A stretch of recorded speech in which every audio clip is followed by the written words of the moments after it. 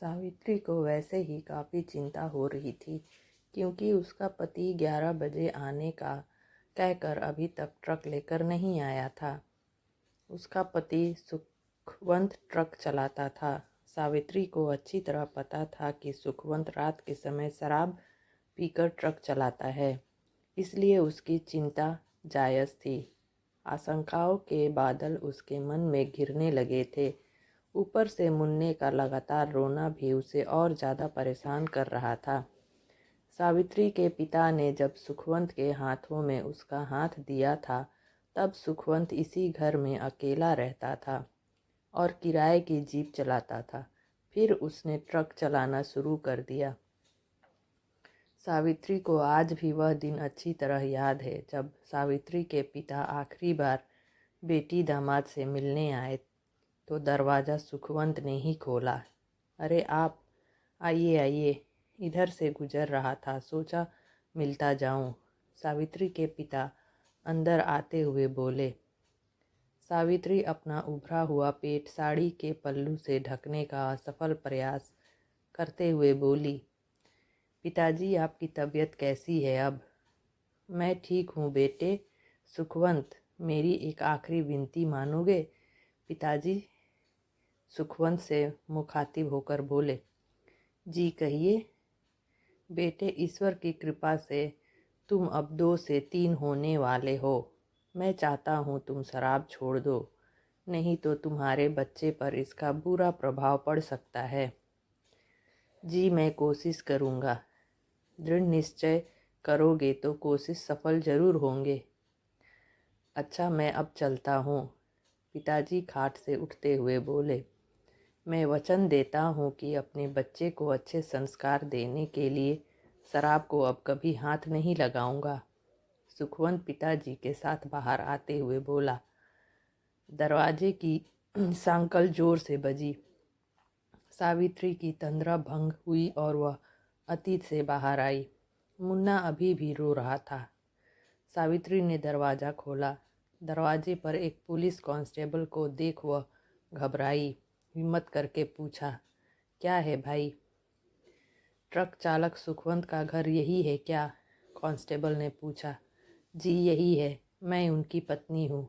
सावित्री घबराए स्वर में बोली। आपके पति का ट्रक नदी में गिर गया। जब वह पुल पार कर रहे थे तो अधिक नशे के कारण ट्रक से कंट्रोल खो बैठे। उनकी लाश थाने में रखी है, सुबह आकर ले लेना। कांस्टेबल इतना कहकर चला गया।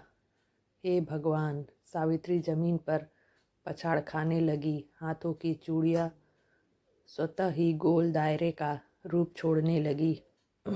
इसके बाद तो सावित्री की जिंदगी की दिनचर्या ही बदल गई।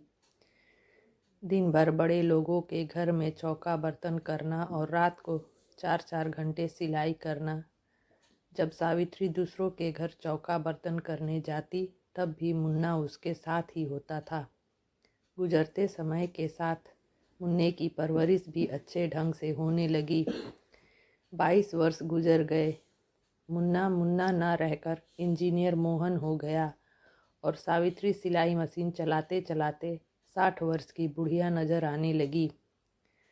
आज बरसों बाद सावित्री के मन में उमंगे थी क्योंकि उसका बेटा मोहन शहर से इंजीनियरिंग की डिग्री लेकर आ रहा था। सावित्री ने पूजा की थाली तैयार करके रख ली। बार बार उसकी निगाहें दरवाजे पर जा रही थी। जब किसी का इंतज़ार हो तो समय भी पहाड़ सा हो जाता है। सावित्री की बेचैनी बढ़ती ही जा रही थी।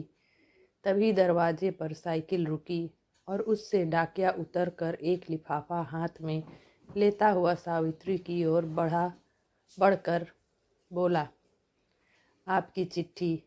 डाकिया चला गया। सावित्री हैरानी से लिफाफा देखती रही, फिर उसे खोलकर एक पत्र निकालकर पढ़ने लगी।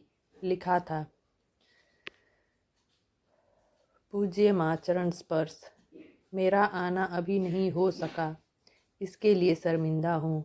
मुझे शहर के एक बहुत बड़े बिल्डर के यहाँ अच्छी नौकरी मिल गई है, साथ ही रहने के लिए फ्लैट और कार भी।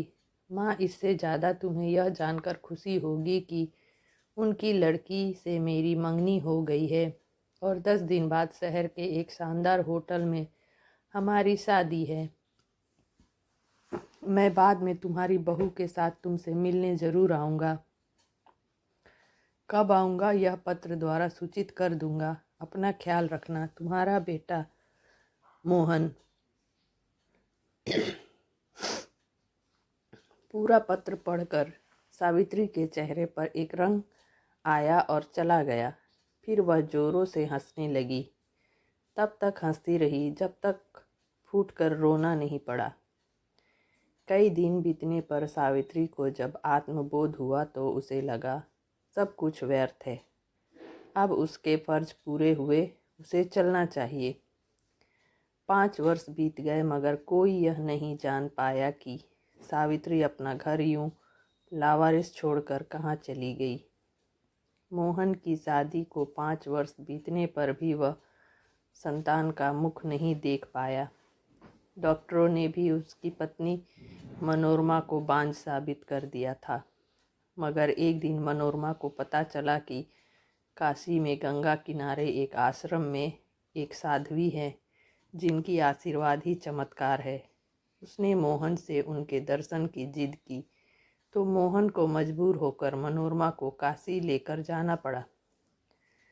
काशी जाकर जब मोहन मनोरमा के साथ उस साध्वी के आश्रम में पहुंचा तो उन्हें पता चला कि साध्वी अपने विशेष पूजा ध्यान के कक्ष में है। तब तक मनोरमा ने इंतजार करना उचित समझा, लेकिन मोहन समय की बर्बादी बेकार समझकर मनोरमा के साथ सीधा साध्वी के विशेष पूजा कक्ष में पहुंच गया। वहां साध्वी दरवाजे की ओर से पीठ फेरे ध्यान मग्न बैठी थी। मोहन वहीं कक्ष में एक तरफ पीछे कालीन पर बैठ गया। मनोरमा घुटनों के बल वहीं जमीन पर बैठकर अपना आंचल फैलाकर भर्राए स्वर में बोली, माई, मेरी शादी को 5 वर्ष हो गए मगर संतान नसीब नहीं हुई। दुनिया बांझ कहती है। मैं आपके पास बड़ी उम्मीद लेकर आई हूँ। अपने आशीष से मुझे ममता का वरदान दे दो माई। क्या करोगी बेटी ममता का वरदान लेकर? यह संतान बड़ी निर्मोही होती है। साध्वी का डूबा सा स्वर उभरा। मोहन इस आवाज़ पर थोड़ा पहले तो चौंका मगर फिर सामान्य हो गया। ऐसा मत कहो माई, बड़े भरोसे के साथ आई हूँ आपके पास। मनोरमा गिड़गिड़ाई। पति के पापों का कुछ तो प्रायश्चित देना ही होगा पुत्री।